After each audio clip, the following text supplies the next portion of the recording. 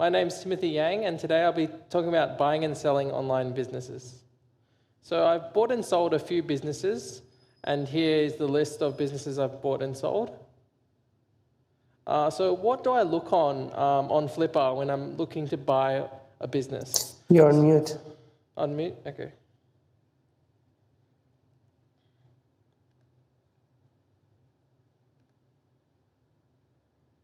Hi, can you guys hear me? Yep, we can hear you now. Okay. Hi, my name is Timothy Yang, and today I'll be talking about buying and selling online businesses. So here's the list of businesses I've flipped and the numbers. So what do I look for on Flippa when I'm buying a business? First of all, I look for a profit multiple of less than 2. That means if I run the business at the level it's going at now, I'll get my money back in less than 2 years. If it's SEO, so the traffic relies on search engine optimization, I look for a SEMrush score above 20.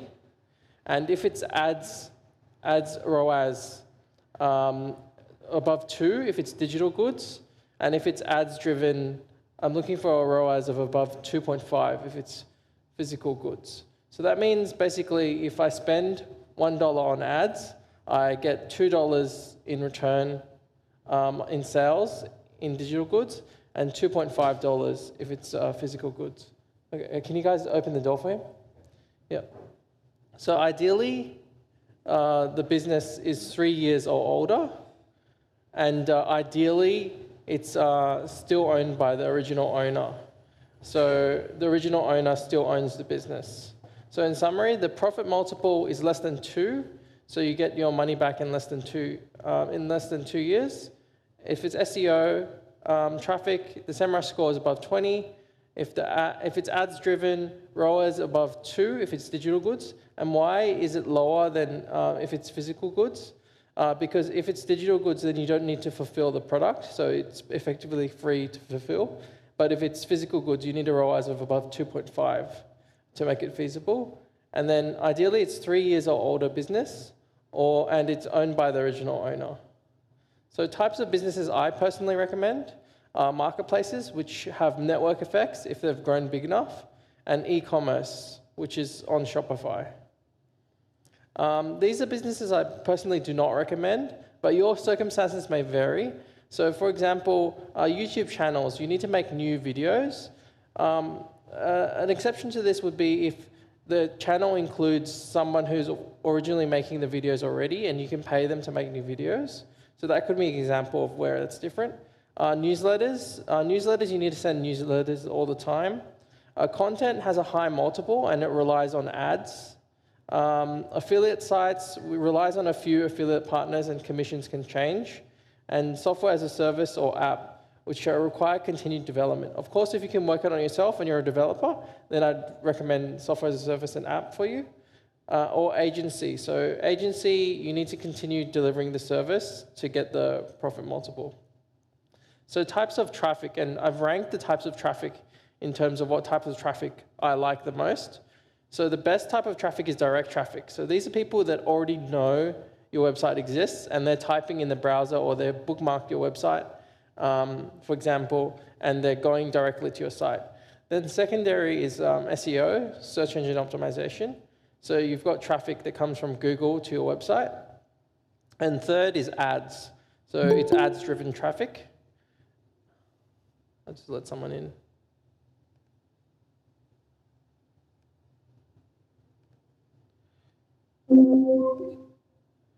And fourth is organic video social media. So this is where the owner of the website or someone employed by the owner is posting organic video on social media and driving traffic from that to the website. And the last one is influencer gifting promotion, is where you gift the product to an influencer and they're posting it on their social media in return for you gifting them the product. You also might be paying them money to endorse the product. So traps to look out for when you're looking at buying a business is, first of all, is ad backs. So ad backs are adjustments made for valuation purposes of money spent that is deemed not essential. This could include, if they're paying an employee, but the work could be done by the owner, that could be an example of an add back. So then they've added back the amount they've paid the employee into the profit. So the business may look profitable, but actually, in fact, be not profitable in that regard. So another would be foreign language websites. So if you're looking at a foreign language website, the multiple is lower, so the profit multiple is lower. But in many cases, it's not worth it because the profit multiple is lower because for a reason. And also, there could be not enough information. So an integration might not be connected, like they haven't connected Google Analytics and you can't see, or the full picture of the business is not shown. And another would be not generic or AU domain. So if the domain is, for example, a NL domain, which is a Dutch domain, then you can only sell in the Dutch market. You can't sell in the full market, so you can only sell in certain countries.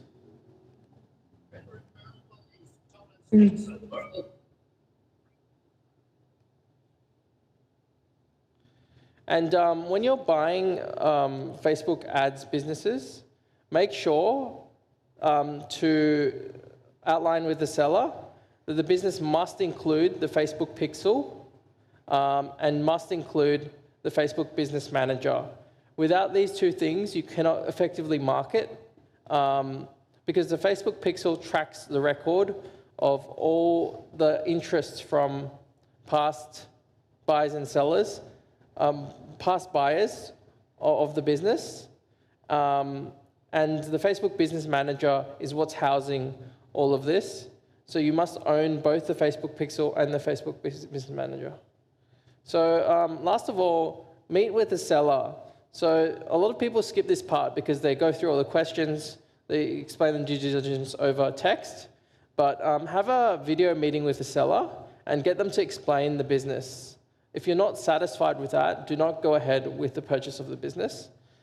This is a very important part in going and doing the due diligence. So if you'd like to learn more, I've got a course on WOP. It's buyingonlinebusiness.com.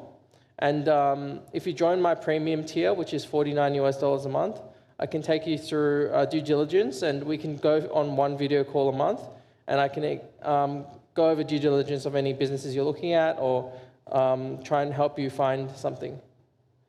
All right, any questions?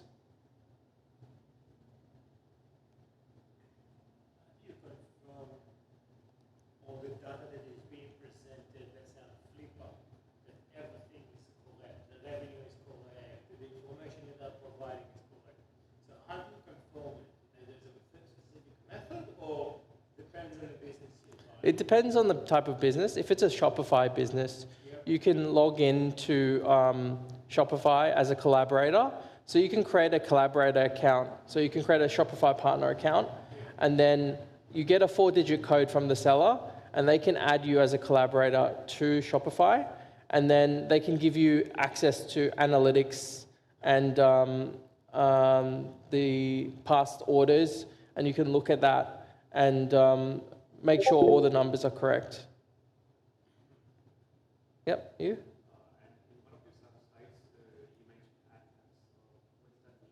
Ads. Add backs. So add back is for valuation purposes.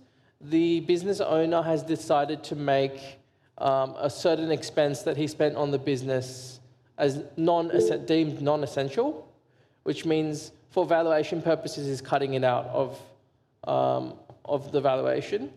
So it looks like he has a better multiple than he is. So in many cases, this is done for unprofitable businesses. The business is essentially unprofitable, but they've added these add backs to make it look more profitable than it is. Increasing the valuation, yes.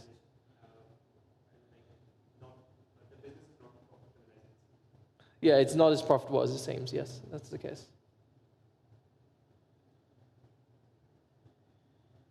What's the main reason people are selling their first business on Flipper? Is there any, like, is it sometimes people just want to take a business and sell it, or is that people just circumstance? Yeah, usually I find it's people's circumstances, like they're starting a new job and they don't have time for this type of business anymore. That's the most common reason I found is people, they go from making these websites, and some of them are also in the business, as you mentioned, of making these websites and then selling them when they get to a certain level of success, and then they go on and make more brands. I've had a few people I've bought off. They've got a list of brands, and that's why I mentioned about the Facebook Business Manager. Some of them, there's a limit to how many Facebook Business Managers you can have, and some of them run multiple brands under the same business manager, which is why you need to make sure that you're fully owning the business manager yourself. Otherwise, it can get messy if you're sharing a business manager. And say, for example, you want to sell this business in the future, you can't because they're also using the business manager. Yeah.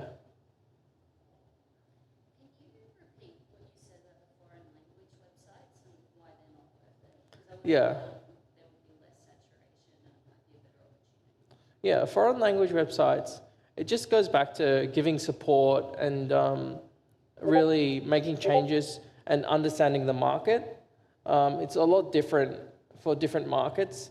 And even when you're giving the support, if you have to translate everything going back and forth, it'll take you a lot longer to give support for the business.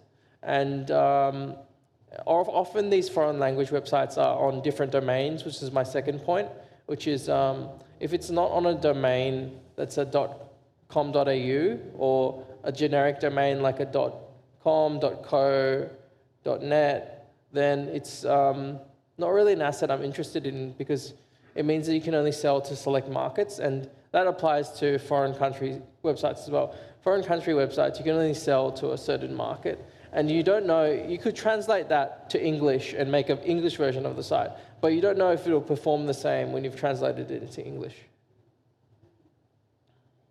How easy was to sell the website once you sold it?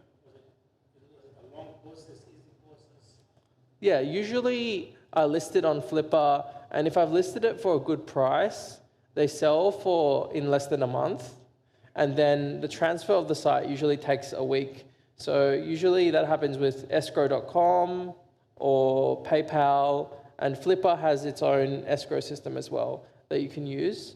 But the inspection period is usually 7 days, which means you have a meeting with the seller or buyer, then you hand over the assets to the other side, and then once they've confirmed they receive all the assets, then you wait 7 days, and after 7 days they confirm they're happy, then the payment gets released to you. Yeah.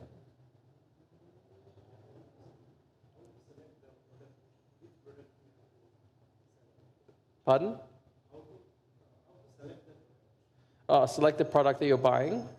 Yeah, so, pardon? For selling. When I'm making an e-commerce store, or well, you do lots of research and you see if there's successful products in the market. And usually, if there's one successful product in the market, you can see that there's potential for that type of product. And really, you can look at spy tools. So there's spy tools where you can look at the metrics on, say, TikTok or YouTube and see how much traffic they're generating, how much views they're generating for the business, and then you can select those, yeah.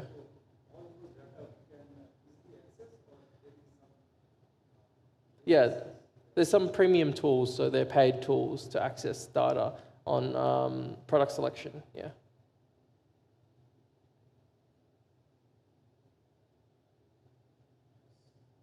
Anybody else in Google Meet?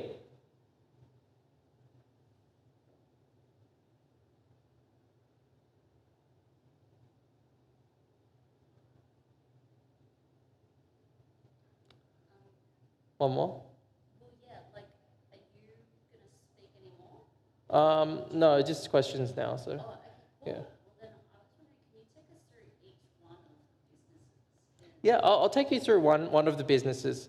I think this one would be good to show. So I had somebody ask me, how much money do you need to buy a business these days? And as an example for this workshop, I bought this business for $550 US.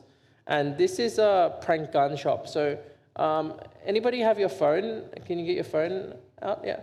Can you search prank gun? Search prank gun on your phone on Google. And tell me what's the first or second result. So there's after the sponsored results, Yeah. there's number one is Amazon Water Pistols, Yeah. number two is prankgun.com. Yeah, so this is prankgun.com. So they are selling prank guns. I'll just go log into the Shopify of this business. So basically it's a water gun that if you press the normal button, it sprays yourself in the face. So we can see that in the last 30 days, it's done $400 of sales, 17 orders at a 2% conversion rate. So that's pretty good for something that is only bought for like $550 US. Yeah. That's awesome. Yeah. And you buy like within that supply chain, like you have to provide the ship it. Yeah. All of that is The supply is included. everything Yeah. is set to go basically. Yeah, this is another one that I bought. So this one I bought for $2,000 US. And at the time I bought it, it was doing 2,000 Australian dollars of sales a month.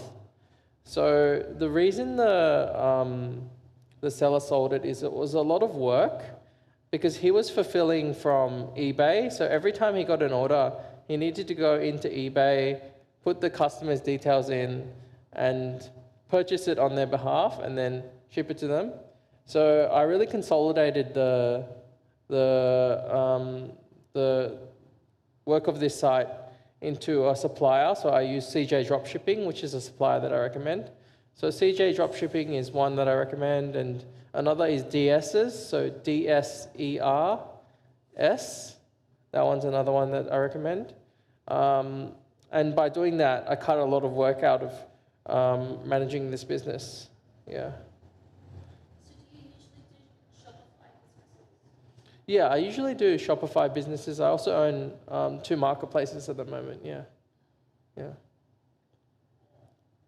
what about the whole data validation question if it's not? I guess, would you buy a business where you can't independently verify their revenue, their traffic and all that? I would need to go in a call with the seller and look at their Stripe, like get them to stream their Stripe or whatever payment portal that their payments are going through. So just live stream it and then see for myself, yeah. Any more questions on Google Meet?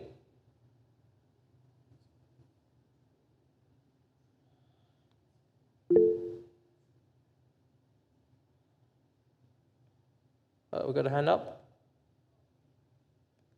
Yep. Frida? Hello. So are you like targeted for Facebook ads for the country, like having specification country or just general country that you choose on your Facebook ads? Can you please repeat the question or type it in the chat?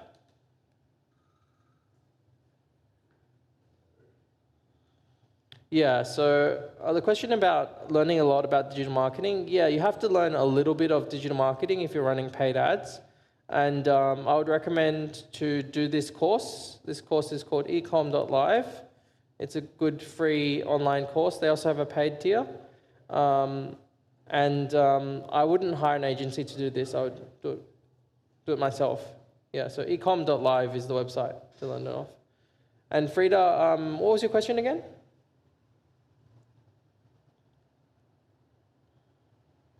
Are you targeted like specific country for your Facebook ads? Yeah. So usually for e-commerce, it's best to target the big five. So the big five are Canada, Australia, United States, UK, and the New Zealand. So those are the big five e-commerce countries. Yeah. So just Google big five e-commerce, and you'll get the countries that are best to target. But yeah, I think being successful in one country is important first before targeting additional countries. Which e-commerce products do you know if the product is a gimmick versus sustainable long term? So in terms of knowing if the product is a gimmick or a trend, you just need to look at the search trends for that topic, and if it's quite a new product that's come on and it's spiked immensely in traffic, then there's a good chance it'll be a gimmick or a trend and it'll settle down. If it's been sustainable for the last few years and you've seen the traffic's been pretty steady in Google Trends, then you know the product will be sustainable over the long term. So the tool I would recommend for that would be Google Trends. Yeah. Any e-commerce you would avoid? Yeah, I would avoid illegal products like marijuana or smoking or vaping related products. A lot of these smoking or vaping related products, websites have come on the market recently and they're quite distressed because the laws have changed in Australia relating to what can be sold for smoking or vaping, and yeah, you can't really sell those anymore, so there's a reason why they're being priced so low, yeah. And illegal products, obviously, it's common sense. Like, I wouldn't sell anything illegal like marijuana or drugs, yeah.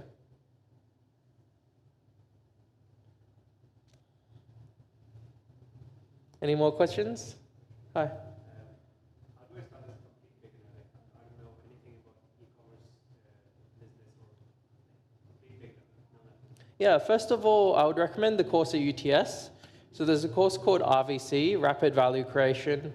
They run you through all the different types of e-commerce and there's even a mission on buying and selling online businesses, which I'm an advisor on in this university. So that's a good course. And then, of course, like, sign up to my course as well if you're interested. We have a free Discord on my website, which is buyingonlinebusiness.com. And then you can talk to me and ask me any questions you have related to e-commerce or buying and selling businesses. Like, how do I start from the very beginning of making an e-commerce? Making an e-commerce website would be buying one or? Complete, like, starting from the very start of making a business and online e-commerce. Yeah, I would get on Shopify and have a play around with some products that you have seen on social media, and then try and make a website for them and try and, yeah, run some, Facebook ads for them, make some creatives, run some Facebook ads. But I would say do the RVC course if you're interested in this topic. They really cover all of it.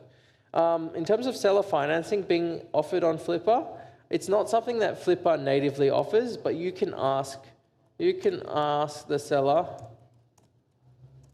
for seller financing. Most will say no. How important is it to be owned by the original owner? Is it definite? No, it's not. No, it's not very important. It's somewhat important.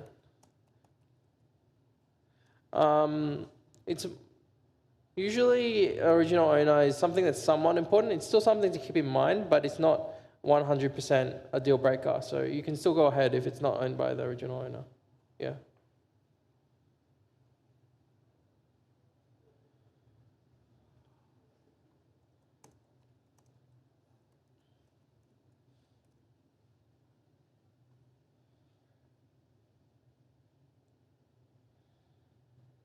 Any more questions?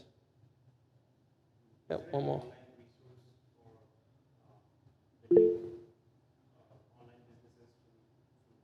Building? Yeah, I would recommend ecom.live. Ecom.live is a good one. So you just type that in on your mobile, and then they have a lot of information about building an online business and marketing it. Yeah. Yeah, so my valuation I look for is less than a 2.0 multiple, so less than 2.0. Yeah, so it means if you run the business for 2 years, you get your money back in profit, and then you still own the business, right?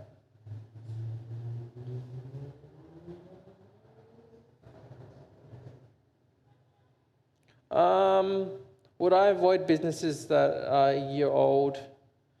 I would still look. Ideally, 3+ years. But if it's valued less, 1 year can less.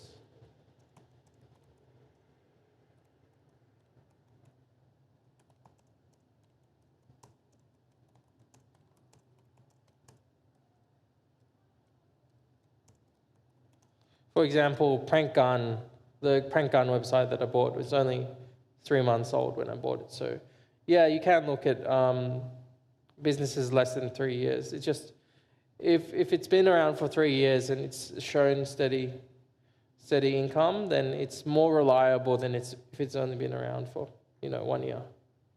Yeah. And what do you reckon, like in terms of the overall work that you put in, and then what you sell it for, and the money you make?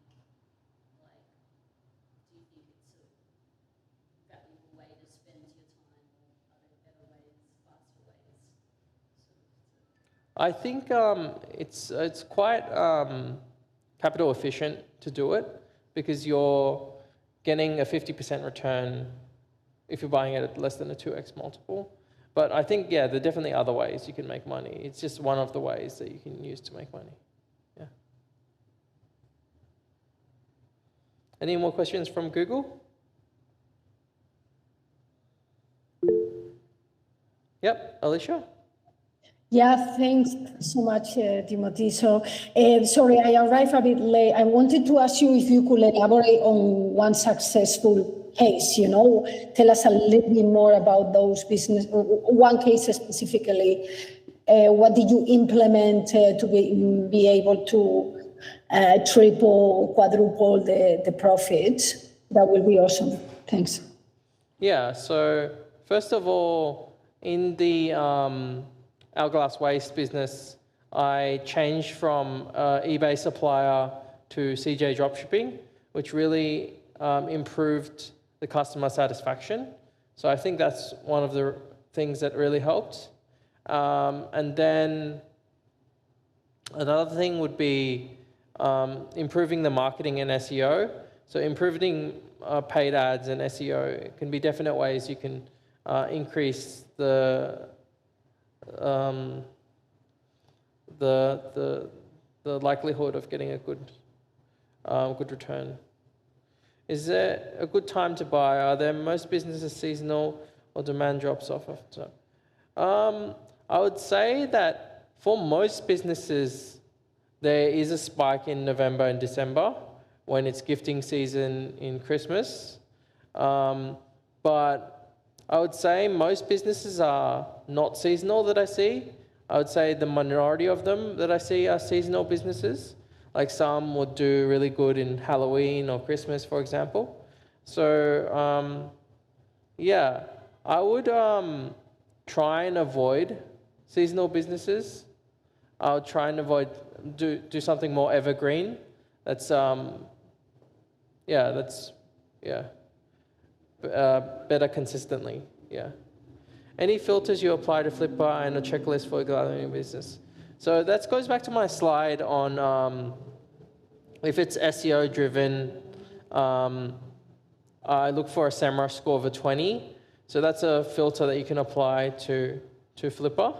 So the SEMrush score of 20. And then the age of a business, 3 years ideally, but you can also look at businesses that are 1 year old if you want to, or less. And also, this is not a filter on Flippa, but it's something you have to ask the seller for. It's the ROAS, the return on ad spend. If it's a digital product, you need a 2 return on ad spend. And if it's a physical product, 2.5 return on ad spend is ideal. Yeah.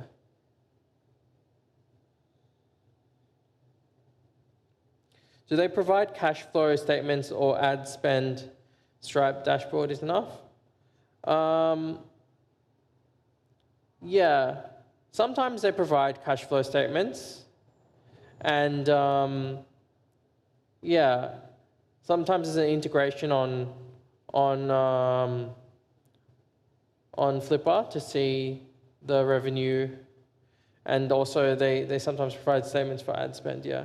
So that's up to you to independently verify and ask the seller for if it's not on the listing. For Shopify specifically, are there common optimizations you recommend? Also, are there any extensions? Yeah, so I always use an extension for tracking user flows. It's called Clarity, Microsoft Clarity. It's a free extension that's really good for tracking user flows on Shopify. So I would recommend Shopify Microsoft Clarity to everyone. And in terms of common optimizations, the most common one would be to improve the conversion rate. So doing conversion rate optimization on your shop can improve the conversion rate. So with the same traffic, you can make more money. Yeah. Any other optimizations that are your go-tos? I would say looking at pricing as well, and making sure that the willingness to buy is there, and also a profit margin of at least 60%. And like a really good profit margin is an 80% profit margin. Yeah, do you have any personal experiences with losses or stories? Yeah, so the reason I bring up the losses would be the 2 times I've lost money on businesses, they've both been foreign language websites, which is why I don't recommend buying foreign language websites. So yeah, so that's one. So do not buy foreign language websites. And one of them was driven by influencer promotion as well, which meant that because the influencers were foreign, I couldn't effectively organize influencer promotions with them. So yeah, that's one, yeah, to avoid.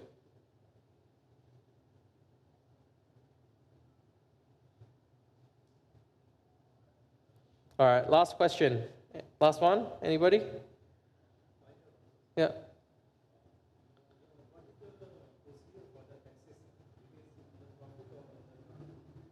The taxes? Yeah, so you report your profits on taxes, yeah. Yeah. Based on the price, the cost of goods sold, and then the price you sell it for. Yeah, so price you sell it for minus the cost of goods sold. Yeah. All right, thanks so much for attending, guys. Thank you.